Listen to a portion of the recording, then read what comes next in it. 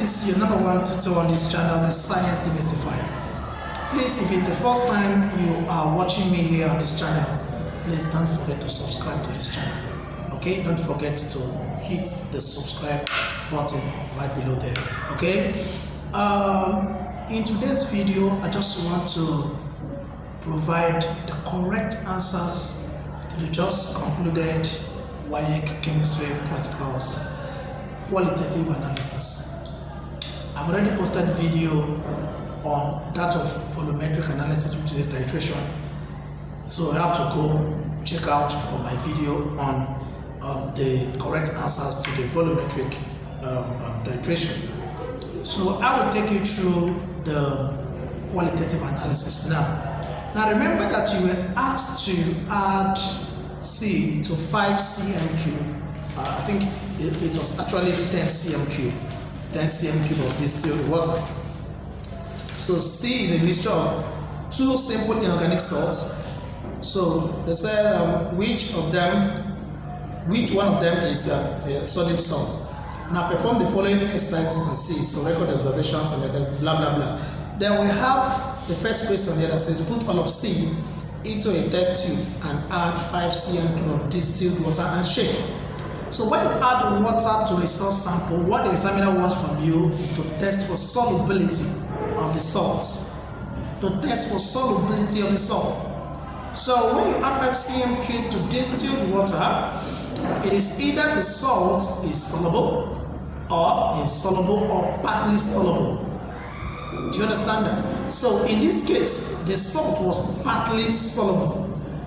So C dissolves partly in water to form a colorless filtrate and a white residue. That's supposed to be your observation. Then, under the inference, we have a mixture of soluble and insoluble salt. So C is a mixture of soluble and insoluble salt. Then the second part of the question says to about 2 cm cube of the filtrate, add or put about 2 cm cube of the filtrate into a boiling tube and heat strongly. Now, why we were asked to heat is not because of the sodium salt in the solution. It's because of lead salt in the solution, because sodium salts are stable to heat. Group 1 elements, their salts are stable, very stable to heat. So it is likely that it's lead salt that I want to carry out test on. Okay? And the possible lead salt that can be in that solution is lead nitrate. Lead nitrate. And when you heat lead nitrate, it will decompose to produce brownish fumes of nitrogen 4 oxide. So if you heat that solution strongly, you will see brownish fumes of nitrogen 4 oxide. So what you will see, what will be your inference, will be NO2 from NO3 minus. NO2 from NO3 minus, because each gas has a radical that produces it. So the NO2 is coming from NO3 minus. Then the next question here says put half of the residue into the test tube and add diluted hydrochloric acid. So this is the one that came out in my own analysis. So I knew that they will ask us to add HCl to the residue, because it is possible that in the residue lead carbonate is there, because you have mixed sodium carbonate and lead nitrate. So double decomposition will take place and you have lead carbonate. So heating lead, adding HCl to lead carbonate, there will be an effervescence because it's a carbonate. So when acids react with carbonate, carbon 4 oxide is always evolved. So we expect to see effervescence occurred. A gas, a colorless, odorless gas which turned lime water milky was evolved. So that is for BII, the BII part of that question. So before I go to the next question, which is III and IV, I want you to take your time to go through, because I posted video on these things before. So the analysis I gave on lead, I've given analysis on how lead reacts with sodium hydroxide and aqueous ammonia. How lead reacts with sodium hydroxide and aqueous ammonia. So for us to go into that, observation and inference. Please just give me a few minutes. I'll be right back.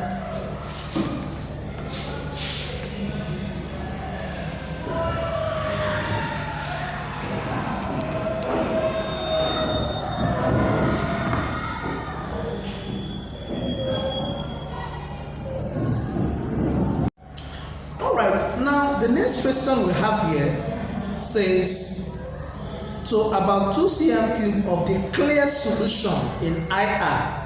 Now when you added hydrochloric acid to the residue, there was an effervescence and a gas was evolved. Now when you look at the salt mixture, you will see some salt settling down at the base of the test tube and a clear liquid layer above it.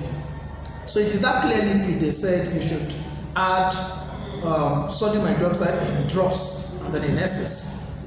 Now the chemistry of cations with sodium hydroxide and aqueous ammonia is a popular one.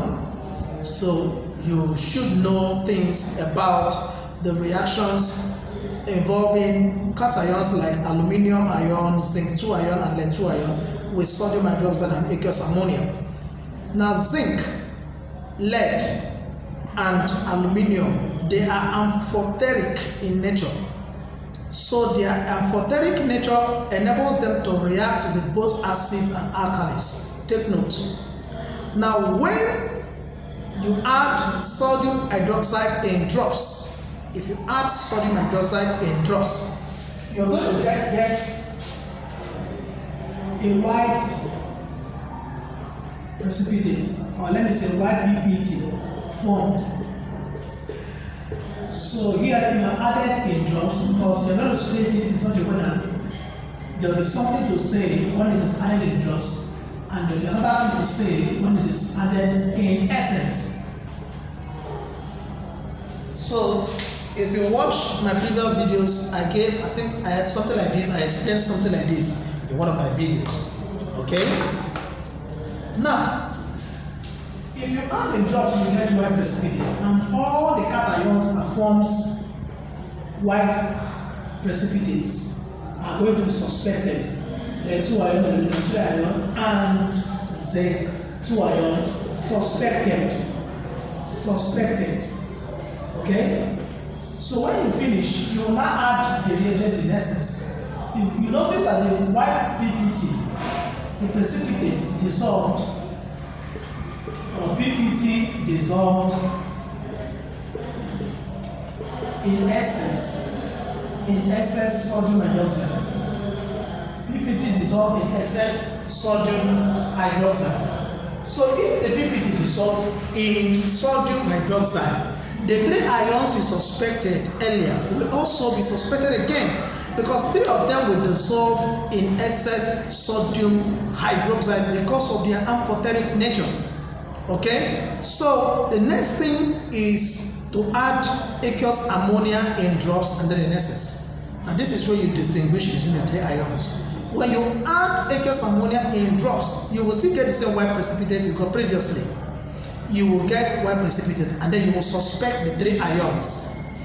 But when you add aqueous ammonia in excess and the PPT is insoluble, it is now lead that is present.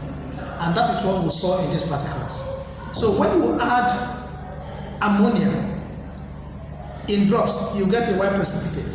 But when you pour excess of the reagent into the salt mixture, you will see that the PPT will dissolve. And that is to say that lead is the ion that is present in the solution. So your observation is supposed to be PPT dissolved on addition of excess sodium hydroxide. And then your inference should be lead 2 ion present. So that is all for now. So in my next video, I will be analyzing salt specimen for nego chemistry practicals. Please do not forget, I said do not forget to subscribe to this channel and turn on the bell notification for updates. Thank you. Alright, so we have come to the end of this analysis. Please, the only thing you can do for the Science Demystifier to grow this channel is for you to hit the subscribe button for us to come continue, this evangelism, for us to continue distributing these messages like this, for us to continue feeding you with the right things. Okay, so please hit the subscribe button and also turn on the bell notification for updates, so that whenever I post my video, you get alert.